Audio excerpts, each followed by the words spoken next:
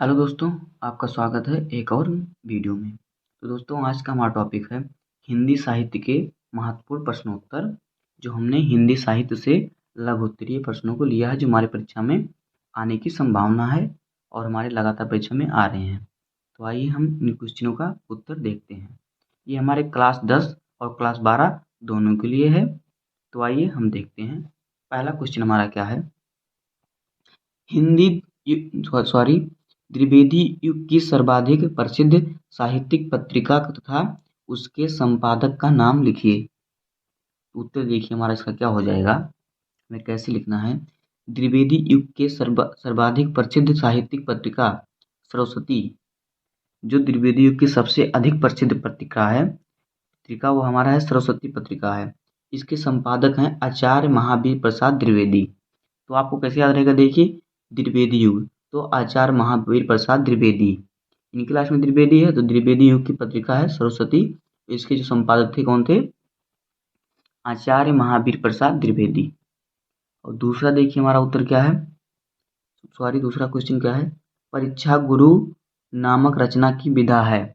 तो परीक्षा गुरु रचना है, इसकी विधा क्या है। तो देखिए परीक्षा गुरु नामक रचना उपन्यास विधा की है। इसकी विधा क्या है, इसकी विधा है उपन्यास। आइए आगे देखते हैं हम। तो तीसरा नंबर क्वेश्चन हमारा क्या है। भारतेंदु से पूर्व हिंदी गद्य के 4 प्रवर्तकों और उनकी रचनाओं के नाम लिखिए। भारतेंदु युग से पूर्व मतलब कि भारतेंदु युग से पहले।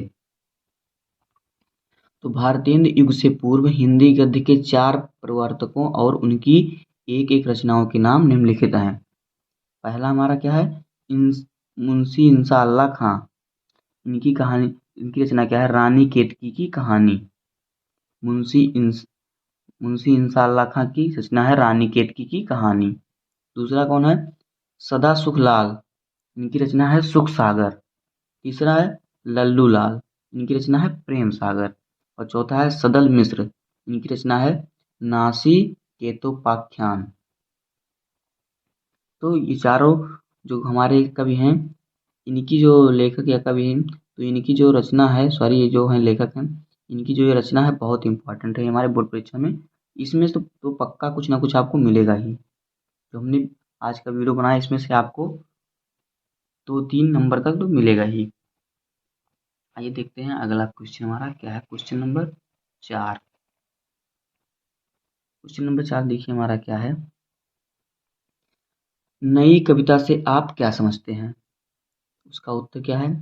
इसका आरंभ सन 1954 ईस्वी में जगदीश गुप्त और डॉक्टर रामस्वरूप चतुर्वेदी के संपादन में नई कविता के प्रकाशन से हुआ था।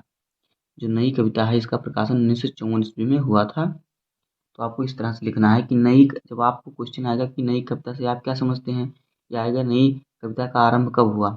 अगर आएगा नई कविता का आरंभ कब हुआ तो आपको लिखना है कि नई कविता का आरंभ 1954 ईस्वी में जगदीश गुप्त और डॉक्टर राम स्वरूप चतुर्वेदी के संपादन में हुआ था। और अगर आया कि नई कविता से आप क्या समझते हैं तो आपको इस तरह लिखना है। इसका आरंभ सन 1954 ईस्वी में जगदीश गुप्त और डॉक्टर रामस्वरूप चतुर्वेदी के संपादन में नई कविता के प्रकाशन से हुआ। यह कविता किसी बाध से बंधकर नहीं चलती। अगला देखिए हमारा क्या है, 5वां। तो 5वां देखिए हमारा क्या है। आदिकाल के 2 रचनाकारों के नाम लिखिए। आदिकाल के 2 प्रमुख रचनाकारों के नाम लिखना है। तो देखिए कौन कौन है आदिकाल के। कवि चंद वरदाई, इनकी रचना है पृथ्वीराज रासो। और दूसरे हैं कवि जगनिक, इनकी रचना है परमाल रासो। जो आपको याद हो जाए वही वही मैंने लिखा है उतनी आसानी तरीके से कि आपको याद हो जाए। तो आप स्क्रीनशॉट भी ले सकते हैं और इसको कॉपी में भी लिख सकते हैं। देखिए हमारा क्या है 6वां। ज्ञान मार्गी शाखा के 2 कवियों के नाम लिखिए। तो ज्ञान मार्गी शाखा के हमारे 2 कवि कौन है, कबीर और नानक जी। तो आप इनको लिख सकते हैं, याद कर लीजिए या फिर आप लिख लीजिए कॉपी में। 7वां क्वेश्चन देखिए हमारा क्या है। रीतिकाल की 2 प्रमुख प्रवृत्तियों का उल्लेख कीजिए। पहला हमारा क्या है, रीतकाल की कविता का प्रमुख स्वर श्रृंगारिकता का था। जो रीतकाल की कविता थी उनका प्रमुख क्या था प्रमुख प्रवृत्ति या प्रमुख विशेषता? श्रृंगार रस, उसमें श्रृंगार रस की प्रधानता होती थी, उसमें श्रृंगारिकता का था, मतलब वो कविता में श्रृंगार रस होता था। दूसरा हमारा क्या है? अलंकारिकता ऋतुकालीन काव्य की दूसरी प्रमुख प्रवृत्ति थी।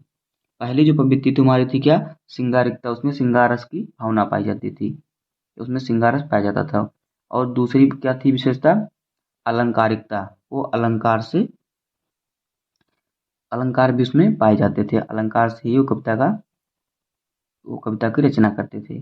तो अलंकारिकता और श्रृंगारिकता प्रमुख प्रवृत्ति थी, प्रमुख विशेषता थी।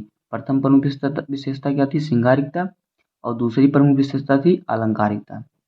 दोस्तों, उम्मीद है कि आपको यह वीडियो पसंद आया होगा और वीडियो से कुछ ना कुछ सीखने को मिला होगा। अगर वीडियो पसंद आया हो तो वीडियो को लाइक कर दीजिएगा, और चैनल पे नए हैं तो सब्सक्राइब कर लीजिएगा, और कमेंट में बताइएगा कि आपको इनमें से कितने क्वेश्चनों का आंसर आ रहा था। तो चैनल को सब्सक्राइब कीजिए। मिलते हैं किसी ऐसे ही मज़ेदार वीडियो में, तब तक के लिए धन्यवाद। जय हिंद।